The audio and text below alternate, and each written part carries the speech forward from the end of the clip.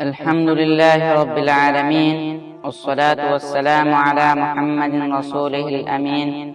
أما بعد، قال الله تعالى: واتقوا فتنة لا تصيبن الذين ظلموا منكم خاصة. وقال رسول الله صلى الله عليه وسلم: يتقارب الزمان ويقبض العلم وتظهر الفتن ويلقى شح ويكثر الهرج. قالوا: وما الهرج؟ قال: القتل. متفق علیه.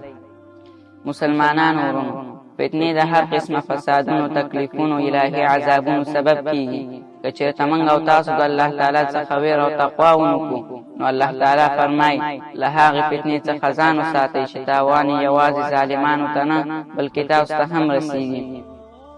او رسول الله صلی الله علیه وسلم هم موږ ته د فتنې باره کې خبر راکړی چې زمانه نږدې، یعنی وخت به زر زر تېرېږي، علم به ختم شي، فتنې به هم زیاتې شي، شومتوب او بخیلتوب به د خلکو په زړونو کې واچول شي، او مرګونه به هم زیات شي. نو څومره چې قیامت ته وخت نږدې کېږي، نو فتنې به هم زیاتېږي. له ولې به دویمه فتنه سخته وي، او د دویم به درېیمه ډېره سخته وي. نو مسلمان ته پکار دی چې فتنې څخه ځان وساتي، او دا ګران کار دی. ابن تیمیه رحمه الله فرمایي: کله چې فتنې راشي، یوازې هغه څوک ته بچ کېدی شي چې الله یې بچ کوي.